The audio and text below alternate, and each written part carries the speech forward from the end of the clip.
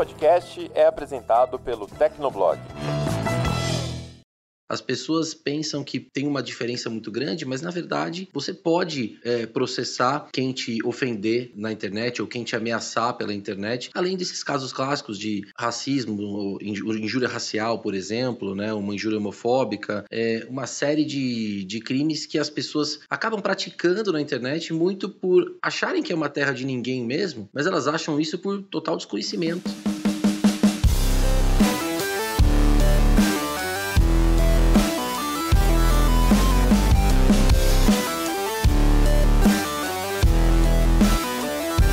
Olá, ouvinte! Seja bem-vindo! Está começando mais um episódio do Tecnocast. Eu sou o Thiago Mobilon. Eu sou o Paulo Riga. E eu sou o Bruno Inácio. Na vida real, ninguém fala o que quer, né? Mas por alguma razão, quando se trata da internet, muita gente acha que palavras não têm nenhuma consequência. No episódio de hoje, a gente conversa com o advogado João Raposo. Ele nos ajuda a entender como reagir a discursos criminosos na internet e como a justiça brasileira lida com eles. Então aguenta aí, que a gente já começa.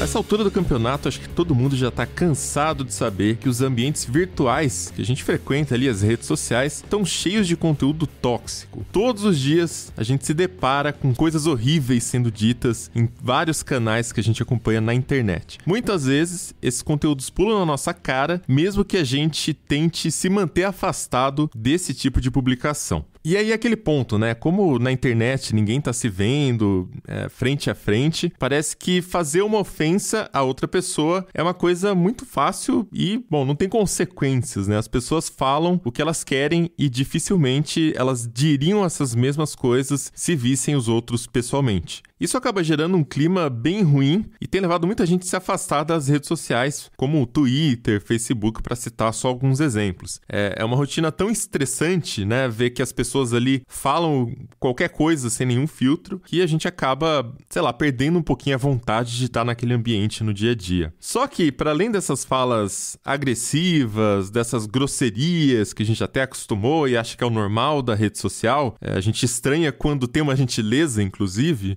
muitas vezes a gente se estressa por coisas pequenas, opiniões diferentes, acontece, né, mas faz parte, ou por política, que pode ser um assunto sério, mas geralmente é tratado com um pouco mais de intensidade nas redes sociais. Mesmo assim, a coisa toda fica sendo basicamente um incômodo que é chato, mas a gente consegue deixar pra lá eventualmente. Só que tem vezes que não dá, tem vezes que as coisas são um pouquinho acima do que é o limite aceitável. E aí não se trata apenas de estresse na internet, pode ser que a gente esteja diante de discursos que sejam simplesmente criminosos mesmo, né, Riga? E quando é crime, o negócio muda de figura, porque crime tem que ser denunciado. Só que a gente nem sempre sabe como fazer isso, né? Quais os métodos para isso. Isso não é exatamente uma surpresa. Às vezes a gente tem dificuldade até para denunciar uma fala no Twitter, né? Ou em alguma outra rede social, né? Então, que dirá denunciar no sistema judiciário brasileiro, que a gente sabe que é bem complexo. Só que o ponto, né?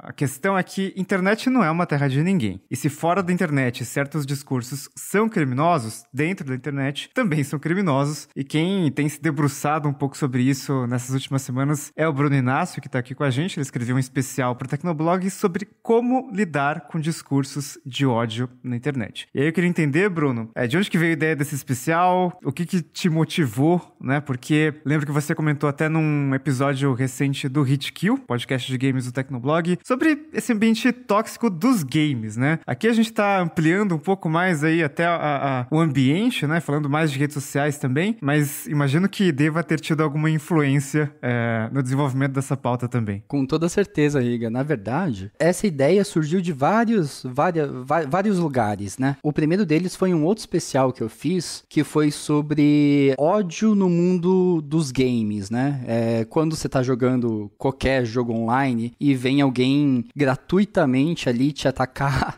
só porque você tá jogando mal ou te atacar pela roupinha roupinha que você está vestindo no personagem, ou te atacar por seu nick. Isso se debruçou depois num hit kill, né? E a partir daí ficou o questionamento, né? Tá, todas essas coisas criminosas, realmente criminosas, estão rolando ali nos games, e aí a gente vê que também tá rolando nas redes sociais. É discurso racista, são discursos homofóbicos e até mesmo nazistas. Aí ficou no ar. O que a gente pode fazer contra isso, né? Como a gente age? O que a justiça pode fazer? Como a gente aciona a justiça? Tá, e aí passando por isso, Bruno, e também, né, com as coisas que a gente vê todos os dias acontecendo por aí nas redes sociais, às vezes até em canais privados, em grupos de WhatsApp, o que você descobriu conversando com os especialistas de que é possível fazer? Qual é o caminho que eles apontaram? Então, primeiro, o caminho não é simples. Iniciar o processo é relativamente simples, mas ainda é desconhecido pela maior parte dos brasileiros. Então, por isso eu falei com 2 advogados, a Kelly Angelini e com o João Raposo, que a gente vai conversar também daqui a pouquinho, para entender melhor quais são os procedimentos para uma vítima de uma agressão online, né, de um discurso criminoso, quais são os caminhos para ela acionar a justiça e a polícia. A primeira coisa que eu escutei dos dois foi que a internet não é uma terra sem lei, como a maioria das pessoas acredita. Na realidade, tudo que é crime fora da internet é crime na internet também. Então, seja racismo, seja homofobia, seja incitação ao suicídio, seja ameaças de morte. Tudo isso está previsto na legislação brasileira e pode ser um motivo de abrir um BO, de uma denúncia. E o primeiro passo, o passo mais simples, seria você ir a uma delegacia ou a delegacia eletrônica e abrir um BO sobre o ocorrido. E o mais importante de tudo é que você tire prints, você tenha o máximo de provas que você consiga coletar sobre o que aconteceu, sobre quem falou, sobre o nick do usuário, sobre o perfil da rede social, sobre o chat em que rolou a ofensa, e trazer tudo isso para as autoridades. E aí, Bruno, não sei se você tinha alguma impressão inicial sobre o assunto que acabou mudando depois de conversar com esses especialistas. Mudou alguma coisa? Reforçou alguma coisa que você já achava? Comenta um pouco sobre o que você descobriu trabalhando nessa reportagem. Na verdade, mudaram algumas opiniões e percepções que eu tinha, não só sobre o comportamento, né, dos usuários na internet, jogos online, redes sociais e afins, mas também sobre como funciona o nosso sistema judiciário, né? Eu realmente não esperava que a gente tivesse tantas leis que podem ser aplicadas na internet, e eu esperava que fosse até mais difícil ainda acionar a justiça nesse tipo de caso, sabe? Por exemplo, eu sou um grande jogador de jogos online, LOL, muitas coisas competitivas e um antro de toxicidade, né? Um famoso antro de toxicidade. E como homem gay, eu já sofri diversas ofensas homofóbicas, incitação ao suicídio, ameaças. Caraca, incitação ao suicídio? Ah, normal, realmente... Normal, nossa. Não, infelizmente é bem normalizado mesmo. Sei lá, você tá num chat de jogo e alguém fala, se mata, você joga muito mal, putz, tinha que ser viado, sabe? São coisas infelizmente normalizadas, que a gente aprende a conviver com o tempo, mas que gera uma grande ali ansiedade. Obviamente você vai se sentir muito mal com isso e você se sente muito pior quando você sabe que a plataforma raramente toma algum tipo de providência. Então você vai lá pelos meios tradicionais, no Facebook, no Twitter, em qualquer jogo online, e você denuncia o usuário, e aí você espera ter um feedback dessa denúncia que nunca vai acontecer, e você vê aquele usuário de novo, ativo, e fazendo os mesmos comentários com outras pessoas e praticando o mesmo tipo de discurso de ódio. E isso é extremamente frustrante. E é um pouco libertador saber que tem como fazer alguma coisa judicialmente, sabe? Que realmente a pessoa que tá ali, seja uma pessoa de 30 anos, seja uma pessoa de 13 anos, que há consequências pros atos e tem como você correr atrás disso. Não é fácil, é desgastante. Por tudo que eu aprendi nesse especial, realmente é bem desgastante. Você tem que estar preparado para isso. Se você quiser ver o agressor pagar pelos seus atos, mas ao mesmo tempo é minimamente reconfortante saber que a justiça está ali em algum momento, mesmo que não seja perfeita. E a gente vai ver logo mais na entrevista que tem muitas nuances, né?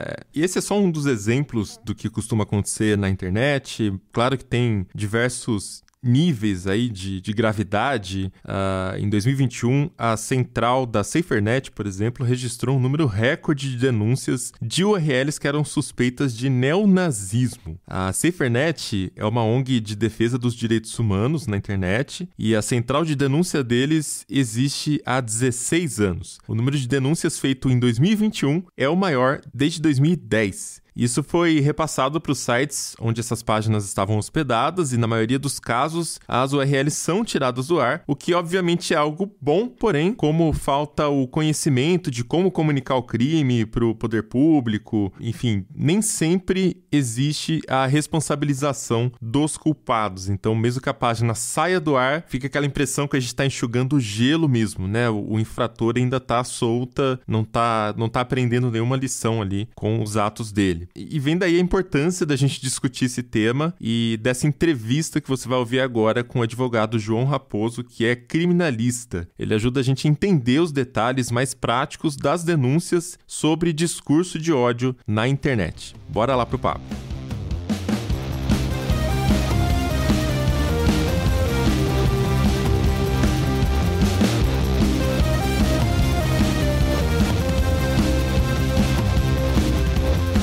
João, tudo bem? Bem-vindo ao Tecnocast. Obrigado por participar com a gente aqui. Obrigado, eu que agradeço. Muito bom estar aqui. João, pra gente começar o papo, explica pro ouvinte do Tecnocast qual é a sua relação com o assunto que a gente está tratando hoje, né? Então, só um overview do seu trabalho profissional, né? Pra eles entenderem também o seu conhecimento de causa aí. Obrigado. Eu trabalho na área criminal há 18 anos, né? Sou advogado criminalista. Eu vi de perto o crescimento do número de crimes na internet e nós acabamos trabalhando muito com causas relacionadas a crimes na internet, seja ajudando vítimas desses crimes a mover a justiça para terem um êxito no que eles buscam, seja também ajudando eventualmente pessoas que são denunciadas ou acusadas de terem praticado crimes na internet, né? E quando a gente fala de crime na internet, aqui falando especificamente de discursos, muitas pessoas pensam que é uma bobagem, né? Tem muita gente que desmerece um pouquinho a importância desse tema. E fica aquela impressão de que o crime de verdade acontece só fora da internet. Então você sendo criminalista vai até poder, né, falar um pouquinho pra gente sobre isso também. Mas porque também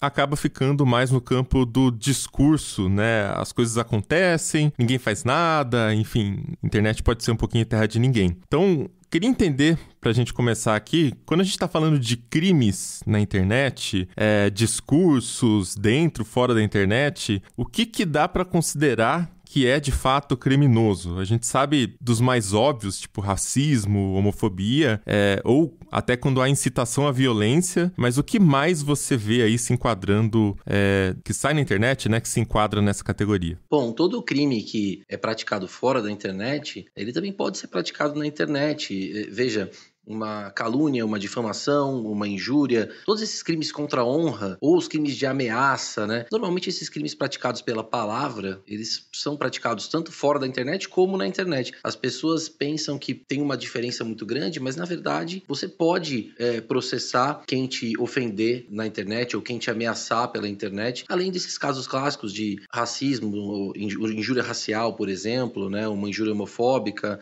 uma série de crimes que as pessoas acabam praticando na internet muito por acharem que é uma terra de ninguém mesmo, mas elas acham isso por total desconhecimento de causa. Eles não sabem, as pessoas não sabem como proceder e muito da minha função, quando eu pego esse tipo de caso, é dar o caminho das pedras, né? Dentro desse tema, o discurso de ódio é muito utilizado, né? O termo discurso de ódio. Tanto que às vezes o sentido dele pode acabar ficando um pouco difuso. Ainda mais quando se trata da internet, onde todo mundo fala ao mesmo tempo e nem sempre com a autoridade necessária história sobre o assunto, né? Então eu queria te perguntar, qual é a definição de discurso de ódio aceita no judiciário? Que tipo de fala é considerada discurso de ódio? Bom, o termo discurso de ódio, eu acredito que ele deve vir do hate crimes, né, dos crimes de ódio, mas a verdade é que a lei, ela determina de forma bem específica o que são os crimes de preconceito, tá? Eu entendo que essa visão de crimes de ódio está muito mais ligada aos crimes de preconceito. E aí a lei coloca como crimes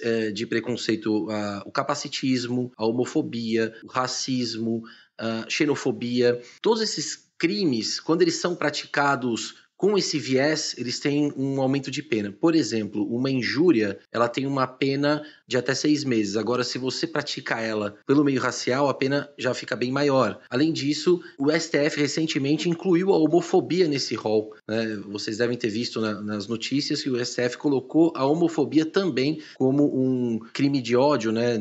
Nessa definição mais ampla, mas seria um crime de preconceito, tá? Então, a lei é bem específica nesse ponto. Todos os preconceitos dispostos na lei constam como crime de ódio, tá? Como eu disse, preconceito racial, preconceito capacitista, inclusive, preconceito até contra idosos. A lei sempre vai aumentar a pena quando os crimes são praticados com esse viés. Nessa reportagem do Bruno Inácio, João, você comentou que as pessoas, muitas vezes, elas não denunciam esses discursos criminosos na internet por desconhecimento, né? É um desconhecimento por parte do brasileiro sobre as leis e sobre o que pode ser aplicado na internet, né? Então, é um desconhecimento da lei e de como ela se aplica aos ambientes virtuais, né? Isso vai dando mais corda para quem posta conteúdo nocivo, a gente tem visto isso muito na internet, ofensas a minorias sociais, por exemplo. E aí, pensando nas leis que a gente tem no Brasil, você acha que hoje a gente tem uma legislação que lida de forma adequada com esses discursos criminosos na internet?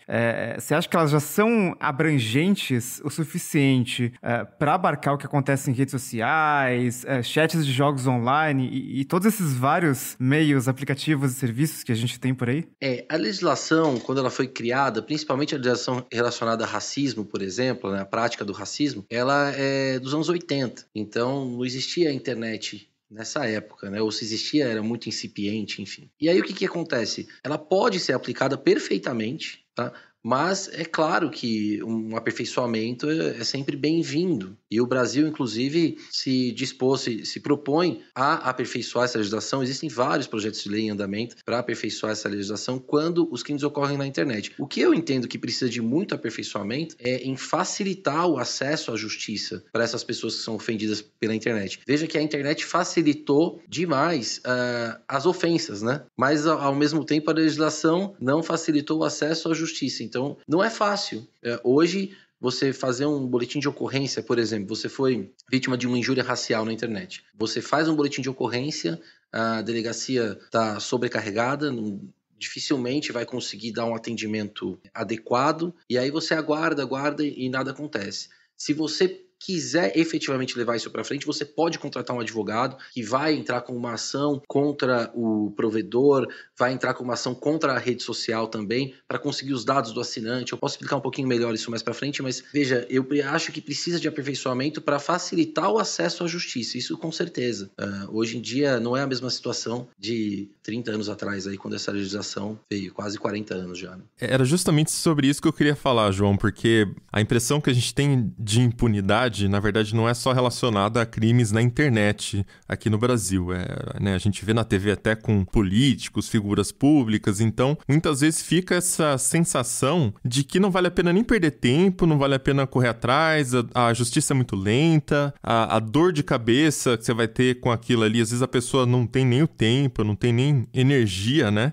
Já está sendo atacada e ainda ter que lidar com todo esse processo, né? É muito difícil. E já ouvi também de outros especialistas, uma advogada, inclusive, é especialista em direito da mulher, ela trabalha exclusivamente na delegacia da mulher, que ela disse até o oposto, que a internet também estava gerando muitos casos de denúncias que, na verdade, não eram crimes, né? Não eram nada, assim, eram coisas pessoais das pessoas que, enfim, até por uma questão cultural, né, acabavam sendo judicializadas. E, por isso, quem estava realmente passando por problemas, né, nesse caso mulheres, acabavam não tendo acesso à justiça para resolver suas questões por essa inundação de denúncias irrelevantes até. Mas enfim, dois extremos aqui. Mas o ponto que eu queria saber é, e aí, o que vale fazer, né? Eu tô passando por um problema aqui na internet, um ataque, um discurso de ódio, alguma coisa. Vale a pena ir atrás disso? E se sim, tem um canal que é melhor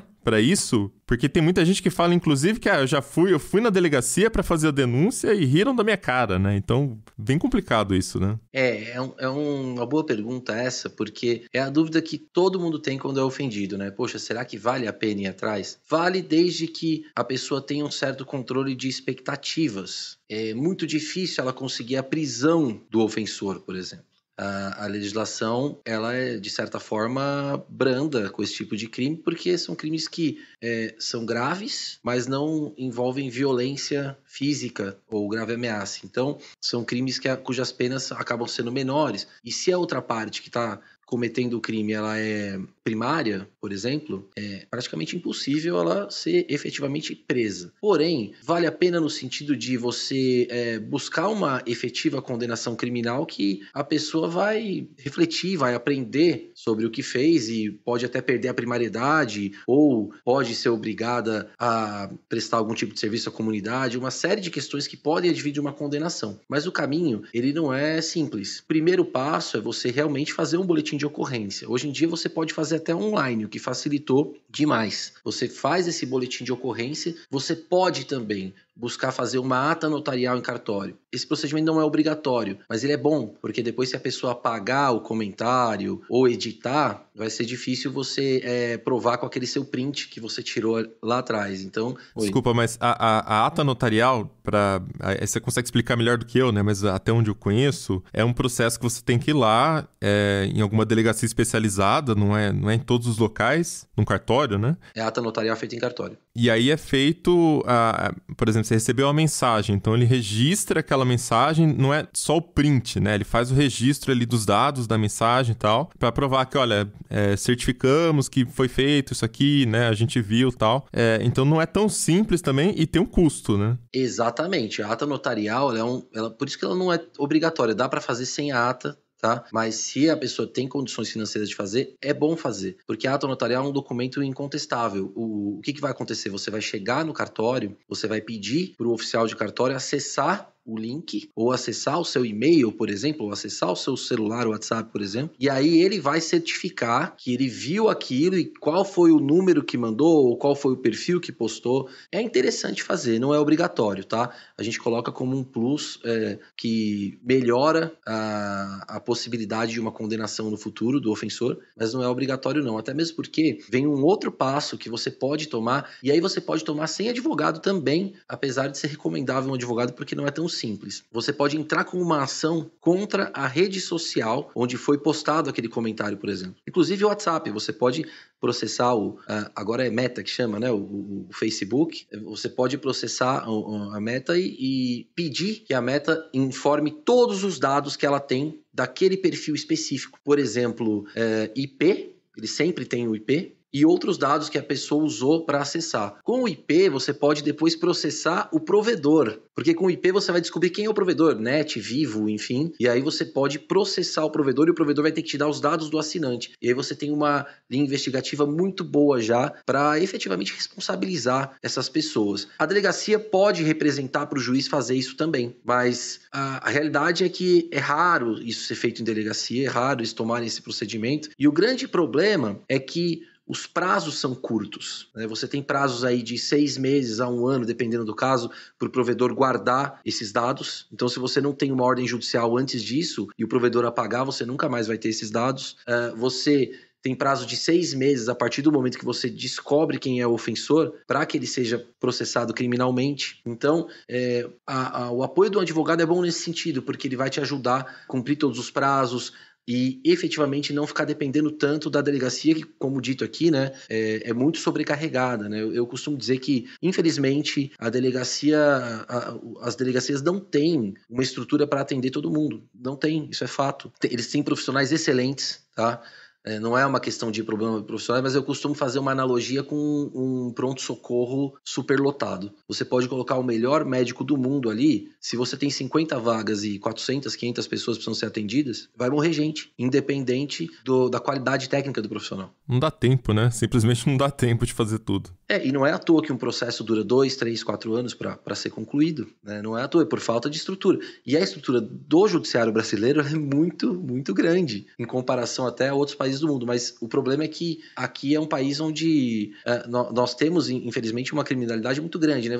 A gente se colocar um pouquinho no lugar do delegado também, né? O delegado tá lá tocando casos, assim, gravíssimos, de sequestros, de homicídios, né? E aí ele tem que também, ao mesmo tempo, fazer investigação desses casos, que são graves também, tá? Não estou dizendo aqui que não são graves, mas ele fica com as mãos atadas, porque ele não tem estrutura para tudo isso. Ele não tem investigadores suficientes para tudo isso. É difícil. É difícil. Mesma coisa o sistema penitenciário. O sistema penitenciário do Brasil é uma vergonha quando você entra num presídio e vê a situação que essas pessoas estão lá dentro. Não importa o que elas fizeram, o que elas não fizeram, o tratamento tem que ser no mínimo digno, né, para um ser humano que está ali. E assim, infelizmente o Estado realmente, na parte do judiciário, das delegacias, das penitenciárias, assim, da execução penal, infelizmente a estrutura está muito aquém do que seria necessário.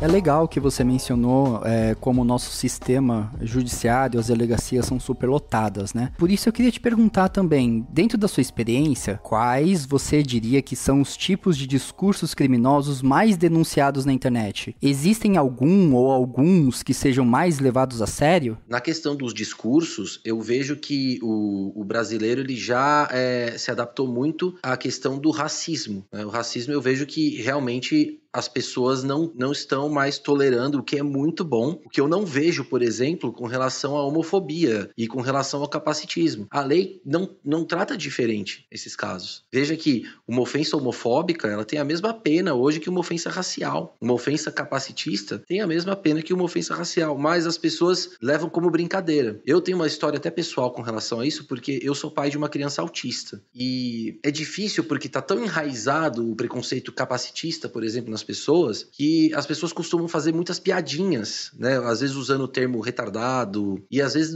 pode não ser nem direcionado a uma pessoa específica, mas é um preconceito, né? E aí você vê em grupos de WhatsApp, por exemplo, grupos de amigos, até as pessoas sem a intenção, mas acabam mandando piadas capacitistas, piadas homofóbicas. Então você imagina, homofobia no futebol, você imagina se a homofobia no futebol fosse tratado como o racismo como seria bom, né? Porque o racismo a gente vê realmente que tá melhorando muito já, mas infelizmente denúncias de discurso de ódio homofóbico capacitista tá mais difícil de ver. Acontece, claro, mas é bem menos. A do racismo, eu sei que todo dia você liga a TV e tem um caso novo nos últimos meses, principalmente com argentinos, né? Mas tá sendo cobrado bastante aí posicionamento acho que da Conmebol, porque no caso eram jogos de Libertadores, e fica aquela coisa, não sei, os especialistas ali mais da área esportiva que falam que os argentinos têm uma influência muito grande com a Conmebol.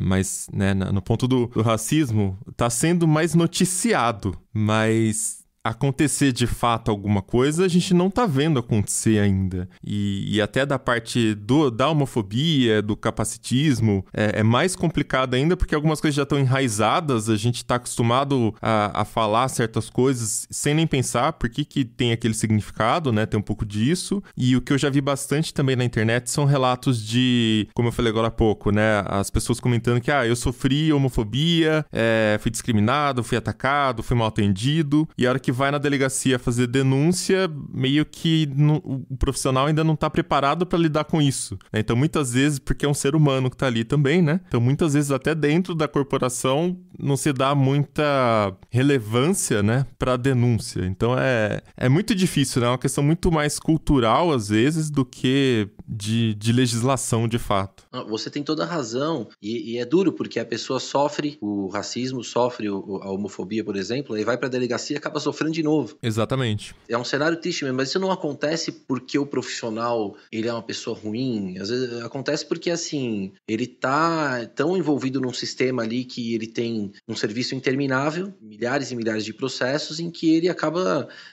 ficando até sufocado naquilo e ele acaba tendo que, inconscientemente, às vezes até tendo que priorizar certas demandas, enfim, e o que é errado, né? Eu acho que investir em estrutura, investir na estrutura da defensoria pública também, porque, veja, essas ações que nós buscamos na justiça, elas não são baratas, né? Você processar o Meta, por exemplo, processar o TikTok para conseguir os dados de acesso de determinado perfil, para depois processar o provedor, né? Para conseguir os dados do assinante, isso tudo é caro, né? E a defensoria poderia fazer isso também, mas é praticamente impossível a defensoria conseguir assumir uma causa dessa. E aí a delegacia deveria fazer isso também. O delegado ele não pode pedir esses dados diretamente para as redes sociais. Quem tem que fazer é uma determinação judicial. Isso está na lei, no Marco Civil da Internet. Mas o delegado ele pode representar o juiz para o juiz determinar. Só que é muito difícil o delegado fazer isso em todos os casos. Você imagina, milhares de casos todos os dias no Brasil, né? Não há delegacia que suporte isso. É realmente muito difícil, muito difícil. Mas vocês me perguntaram se vale a pena. Eu entendo que vale a pena, porque se é uma coisa que tá te trazendo um prejuízo moral, enfim, você não vai buscar só também a condenação criminal, você entra na justiça para buscar uma indenização por danos morais, você mostra para as pessoas que é possível, sim. Eu entendo quando vocês dizem assim, a gente não vê acontecer nada, mas por outro lado, por exemplo, nos casos dos torcedores, né, dos argentinos que vieram aqui, eles pagaram fiança, os que foram presos acabaram voltando para lá, vão ser processados, vai acontecer alguma coisa, mas provavelmente daqui a 2, 3 anos. Imagina um processo ainda com carta rogatória que tem que mandar para lá para ouvir de maneira internacional. Não são processos simples, né? Que vai acontecer, mas não dá também para a gente esperar que o acusado ele seja denunciado e condenado e cumpra pena tudo no mesmo dia, né? Ele precisa se defender também, né? Então ele tem o direito à defesa e é por isso que às vezes demora um pouco, mas é muito importante que todos tenham o direito à defesa, porque amanhã eu ou você podemos também ser acusados e aí pode vir uma acusação falsa, como vocês mencionaram, e aí é importante que a gente tenha esse direito à defesa também. Então é uma questão de equalizar os direitos, né? Sim, não, eu concordo, mas é que certos casos são mais explícitos, né? Então nesse caso aí dos argentinos que eu tô falando, até não sei se você acompanhou eles, mas tá em câmera, né?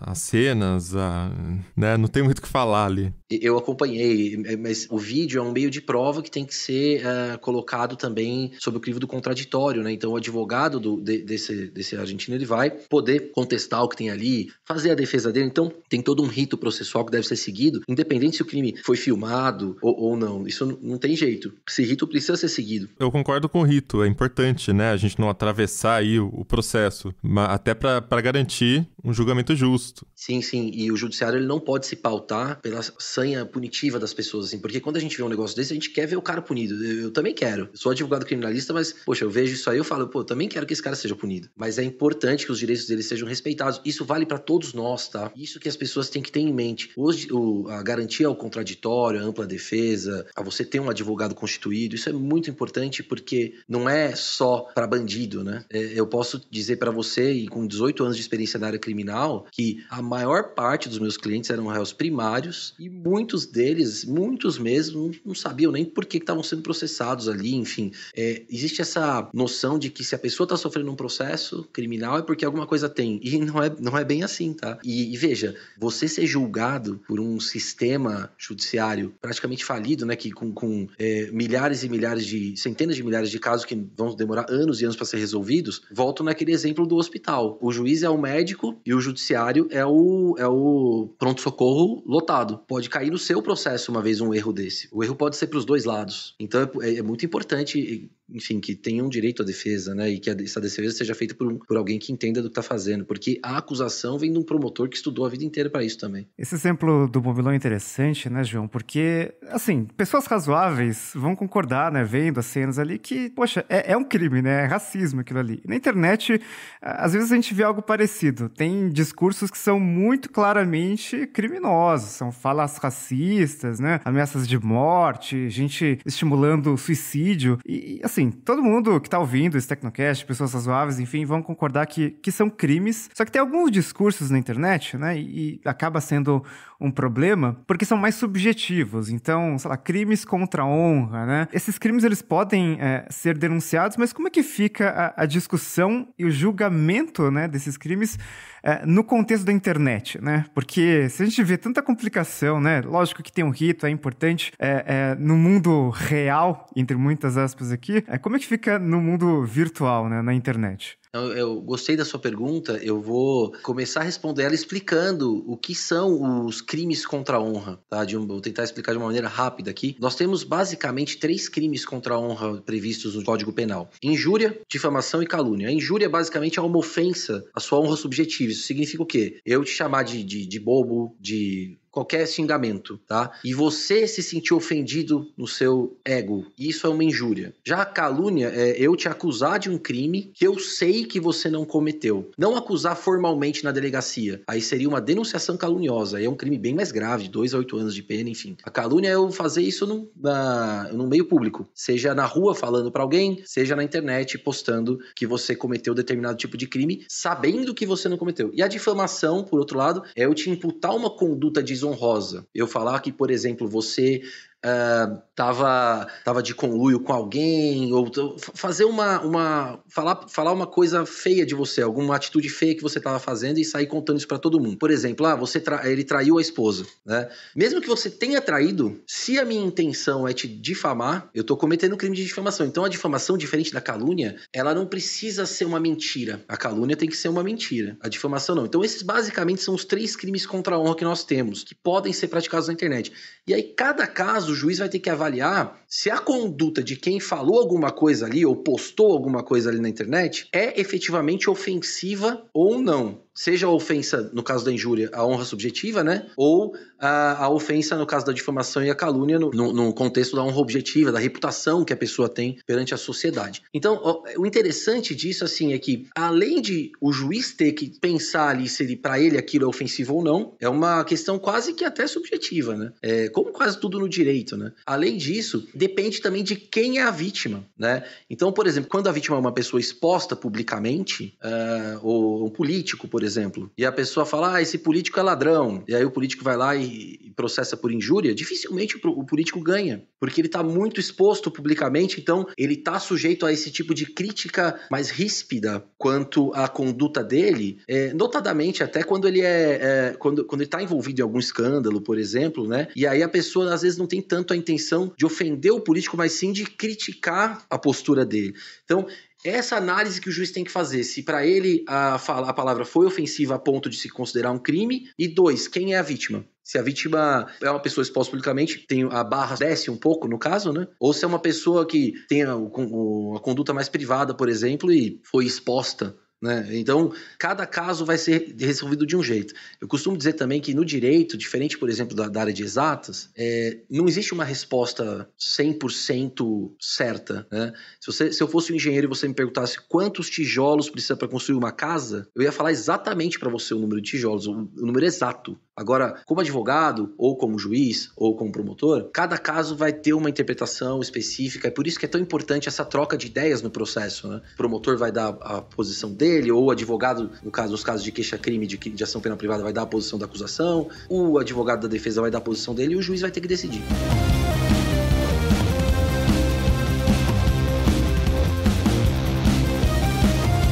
Tem outra complicação, João, são, por exemplo, grupos privados de WhatsApp, porque dá pra denunciar, por exemplo, se uma pessoa teve, né, crime contra a honra ou se houve alguma fala racista, enfim, no Twitter, por exemplo, né, que é onde tem muita coisa ruim acontecendo. E você até menciona que é importante a gente tirar print de tudo, né, pra angariar provas, e nas redes sociais é um pouco mais fácil, quando isso acontece mais publicamente, né, só que quando acontece, por exemplo, dentro de um WhatsApp, dentro de um grupo fechado no WhatsApp, alguém manda uma fala racista, uma fala homofóbica, como é que fica isso, considerando que no ano passado, por exemplo, a STJ determinou que prints de WhatsApp não podem ser usados como provas porque seriam violação à privacidade. Como é que a pessoa pode proceder, né, nessa situação quando as evidências, né, as provas ali seriam um print de um aplicativo de mensagem? Essa decisão do STJ, ela serve para o caso em concreto ali, né?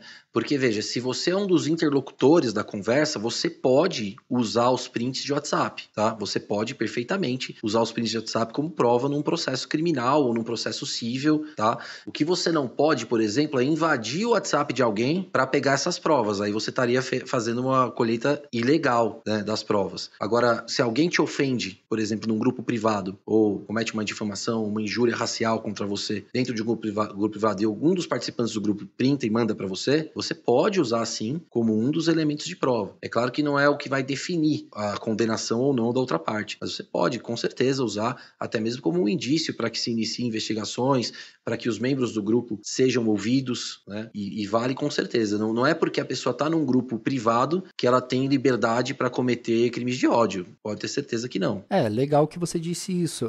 Bom, vamos supor aqui que uma pessoa tem todas essas coisas em mãos, tem os prints necessários para iniciar a denúncia, né? O que a gente espera após isso? Uma investigação vai se iniciar para averiguar o que houve, se houve de fato um crime? E, de modo geral, quais são as etapas, né, dessa investigação? Como se confirma que uma pessoa cometeu de fato um crime na internet? Bom, o primeiro passo, quando você faz um boletim de ocorrência, seria, é o que a gente espera que é o que seja feito, que a delegacia abra um inquérito policial, tá? Que é um procedimento investigativo em que o delegado vai determinar todas as ações investigativas que devem ser realizadas. Um desses passos seria realmente o delegado pedir ao juiz que notifique a rede social ou WhatsApp, enfim, para que eles forneçam os dados da pessoa que mandou a mensagem, tá? Eles vão fornecer IP, normalmente. Aí, com o IP, o delegado pede para o juiz para que oficie também o provedor, tá? Que aí sim o provedor vai ter os dados do assinante. Claro que não necessariamente foi o assinante que cometeu a ofensa ali, mas já é um belo de um início de uma linha investigativa, né? O assinante vai ter que demonstrar ali quem que estava usando.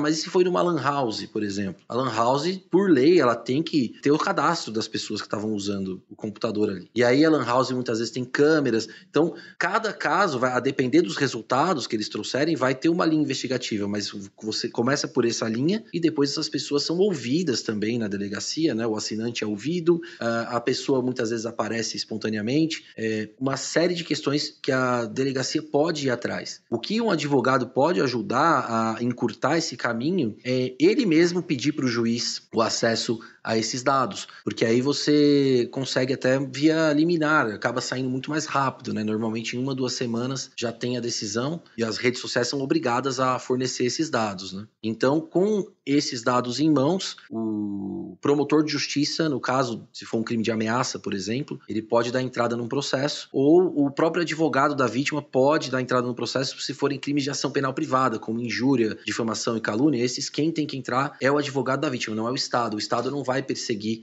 não vai entrar com um processo para você, nesses casos específicos. Agora, de ameaça vai, porque a ameaça já se entende que não é só a própria vítima da ameaça que é vítima, mas com o Estado como um todo. Então, a lei vai determinar quais crimes o promotor vai fazer o processo depois, ou quais crimes você tem que contratar um advogado para fazer uma ação penal privada. Você tocou em outro ponto muito importante aqui. Em vários momentos, tanto na entrevista que você deu para mim, para escrever o especial que a gente publicou no Tecnoblog, quanto agora, você frisou em diversos momentos que a presença de um advogado é muito necessária ou recomendada, né, durante todo esse processo. Ainda mais quando a vítima quer pedir, por exemplo, uma indenização, quer buscar uma indenização.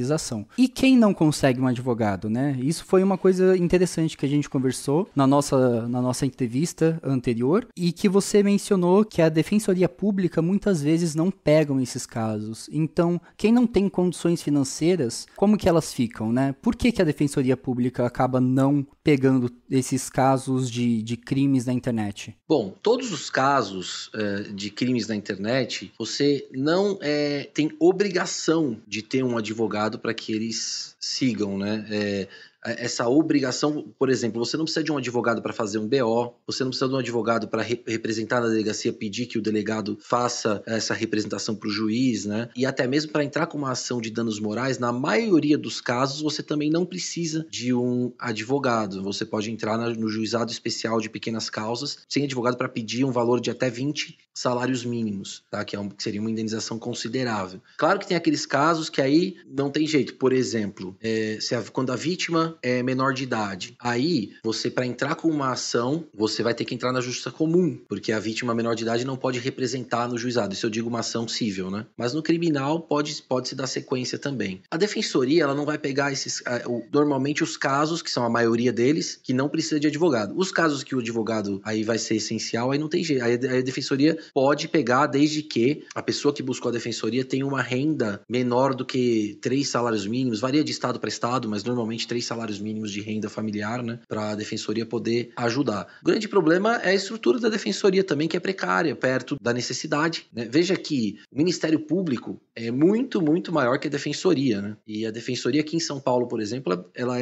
tem profissionais fantásticos. Eu conheço vários defensores públicos, eles são muito bons, mas são pouquíssimos pro tanto de gente que precisa, né? Então a defensoria fez um convênio com a OAB para indicar advogados também para atuar nesses casos, mas ainda assim é incipiente, tá? Então a questão da defensoria pegar ou não muitas vezes está relacionada também a essa falta de estrutura para entrar com uma ação, para conseguir um IP, sabe? Para depois entrar com outra para conseguir os dados do assinante. São ações que normalmente você vai precisar de um advogado para fazer, apesar de você poder fazê-las no juizado, porque são ações um pouco mais técnicas também, né?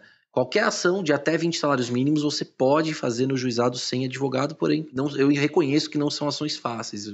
É recomendável tentar pelo menos uma consultoria com um advogado da sua confiança que entenda do assunto. A impressão que fica é que a gente está enxugando gelo, né, João? E ainda mais nesse contexto digital, onde as coisas evoluem tão rapidamente na parte digital, só que no mundo real a gente tem, ainda mais no âmbito de justiça, é um processo muito burocrático, é uma coisa muito ultrapassada até, né, em alguns departamentos ali. Então não dá para acompanhar, né, o ritmo que as coisas acontecem no mundo digital. É realmente um grande desafio pro jurídico. E você até comenta na entrevista que você deu pro Bruno, pro especial dele, que o judiciário é o pior serviço que a gente tem e que a estrutura do nosso sistema é ínfima. Ou seja, uma realidade bem, bem desanimadora para quem decide mover uma ação, para quem percebe que foi vítima ali e de repente quer procurar justiça. Então, diante de tudo isso que a gente conversou, João, e até dessas constatações aí nada animadoras, queria que você, se você tiver algum último insight, né, sobre o que você acha que precisa mudar no sistema brasileiro aí, pra gente lidar um pouquinho melhor com esses discursos que são nocivos, preconceituosos, né? Tudo que a gente tá conversando até aqui. Bom, quando eu falei da questão do judiciário ser o pior serviço que nós temos, eu quero deixar claro que é com relação à estrutura, né? Como eu disse, profissionais são ótimos, porém realmente não tem estrutura para trabalhar tanto no judiciário e aí eu englobo também delegacias e principalmente penitenciárias, tá? A estrutura, as pessoas conhecessem de perto, elas estariam fazendo manifestações na Avenida Paulista todos os dias para melhorar isso. É que as pessoas, fica aquela imagem, né, do judiciário chique, né, dos juízes de toga e com aqueles julgamentos bonitos, mas a verdade não é bem essa, né? São centenas de milhares de processos para poucos juízes, muitos juízes com burnout, delegados juízes com burnout que não conseguem dar conta de todo o serviço. Realmente não é fácil, tá? Por outro lado, você me pediu um insight sobre o que eu acho que tem que mudar. A primeira coisa mais evidente para mim e que tem que mudar é a questão da educação mesmo. Infelizmente, as pessoas não têm tanto conhecimento sobre a gravidade desses crimes, né? A pessoa não para pensar quando ela ofende alguém, principalmente no caso de ofensa racial, homofóbica, que pode estar induzindo, pode estar levando essa pessoa às vezes até ao suicídio. Então, as pessoas têm que entender um pouco mais sobre a gravidade dessas ofensas. Além disso, claro, melhorar a estrutura do judiciário como um todo, né, das delegacias, para que elas possam dar realmente um atendimento diferenciado para a população. Nos casos de internet, nós temos delegacias especializadas em São Paulo, mas normalmente é difícil atingir essas delegacias com ofensas individuais. Normalmente eles atuam mais em casos maiores de fraudes grandes na internet, quadrilhas especializadas que atuam com golpes na internet, enfim, é difícil você conseguir levar um caso seu para uma especializada dessa também. Normalmente você acaba tendo que fazer o BO numa delegacia comum. Claro, investir em estrutura, com certeza, mas principalmente em educação, né? Porque não adianta nada você também ficar inflando o sistema para dar conta, mas não atingir a causa, né? Que é o fato do ser humano como um todo, e não vou falar só o brasileiro, porque isso certamente acontece no no mundo inteiro, ainda não está bem educado para ter essa coisa maravilhosa que são as redes sociais, né? Isso mudou a vida de todo mundo, mas acho que ainda vai uns bons anos, talvez décadas, para as pessoas aprenderem a se comportar efetivamente na internet.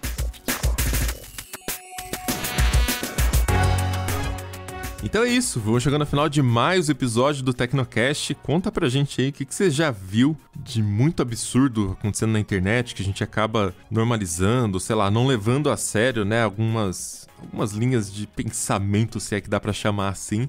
Comenta lá na comunidade.tecnoblog.net ou marca a gente lá no Twitter, é só falar com @Tecnocast. Se quiser conversar também com a gente em todas as redes, eu sou @Mobilon, @Paulo Riga, e eu sou @Bruno_IG.